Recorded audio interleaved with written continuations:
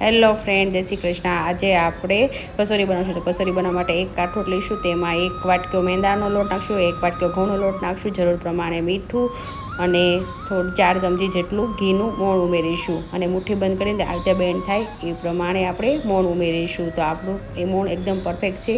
તો ધીરે ધીરે આપણે પાણી નાખતા જઈશું અને સરસ મજાનો એવો લોટ બાંધીને રેડી કરી લઈશું। આ લોટ આપણો આ રીતનો બહુ ઢીલો પણ નહીં અને કઠણ પણ નહીં, એ રીતે બાંધવાનો છે। તો આપણે એક મિક્સર જાર લઈશું, તેમાં લસણ નાખીને એની પેસ્ટ બનાવીશું અને થોડાક એવા અધકચરા આપણે તુવેરના દાણા નાખી અને પલ્સ ઉપર ફેરવીને રેડી કરી લઈશું। પછી આપણે એક લોયું લઈશું, તેમાં 4 ચમચી જેટલું તેલ ઉમેરીશું। પછી તેમાં 1 ચમચી જીરું નાખીશું। જીરું આવી જાય એટલે એમાં 1 ચમચી આપણે તલ નાખીશું। પછી 1 ચમચી હિંગ નાખીશું અને 4-5 મીઠા લીમડાના પાન નાખી 1 ચમચી આદુ લસણની પેસ્ટ ઉમેરીશું અને ટેસ્ટ પ્રમાણે તમે તીખું કે ઓછું જેવું ખાતા હો એ રીતે મરચાંની પેસ્ટ પણ અંદર ઉમેરીશું અને મિક્સ કરી લઈશું। થોડી વાર આપણે એને સાતળવા દઈશું। સતળાઈ જાય એટલે એમાં આપણે થોડું 1 ચમચી મીઠું ઉમેરીશું, 1 ચમચી હળદર પાવડર નાખીશું, 1 ચમચી ધાણા જીરું નાખીશું અને મિક્સ કરતા જઈશું અને આવી રીતે સતત હલાવતા રહેવાનું છે, જેથી આપણો મસાલો બળી ના જાય। 1 ચમચી વરિયાળીનો પાવડર નાખીશું, 1 ચમચી વરિયાળી નાખી અને 1 ચમચી ગરમ મસાલો નાખીને આપણે જે તુવેર રેડી કરી છે અધકચરી એ ઉમેરી અને સતત હલાવતા રહીશું। આપણે પાણીનો ઉપયોગ બિલકુલ એમાં કરવાનો નથી।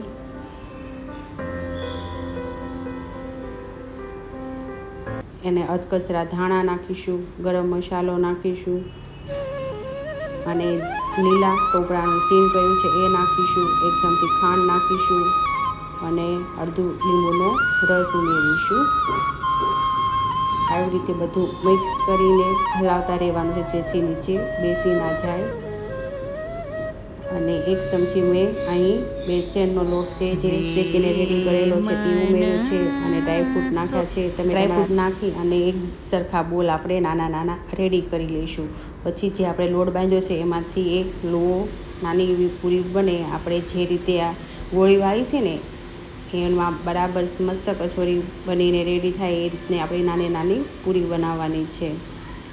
તો આવી રીતે આપણે એકદમ પતલી, બહુ જાડી પણ નહીં અને બહુ પતલી પણ નહીં, એવી એક પૂરી બનાવશું અને આ બોલામાં વચ્ચે આપણે મેકીને આવી રીતે પાડતા જઈશું અને કસોરીને આપણે બનાવશું।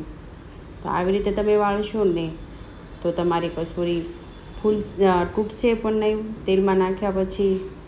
અને આમ ઉપરથી આવી રીતે પ્રેસ કરતા જવાનું અને જે ઉપરનો વધારાનો લોટ છે એ આપણે કાઢી નાખશું, જેથી આપણે ત્યાં કાચી પણ ના રહે અને મસ્ત એકદમ પરફેક્ટ બનીને રેડી થઈ જશે આપણી કચોરી। તો આવી રીતે બધી એક સરખી આપણે રેડી કરી લઈશું કચોરી। આપણી કચોરી બધી બનીને એક સરખી રેડી થઈ ગઈ છે। પછી આપણે એક લોયામાં તેલ મેકીશું, તેલ આવી જાય એટલે આપણે કચોરી બધી એડ કરીશું। બહુ ગરમ તેલમાં આપણે નથી તળવાની, મીડિયમ ટુ હાઈ ગેસ પર રાખવાનું છે અને આવી રીતે આમ ફેરવવાની છે। બ્રાઉન થોડીક થઈ જાય અને ઉલટ પલટ કરીને પછી આપણે એને બહાર કાઢી લઈશું। તો એકદમ મસ્ત અને સરસ ખસ્તા એવી ટેસ્ટી કચોરી બનીને આપણી રેડી થઈ ગઈ છે। તો એકવાર બનાવીને જરૂર ટ્રાય કરજો, બહુ સરસ બને છે। Thanks for watching, bye bye.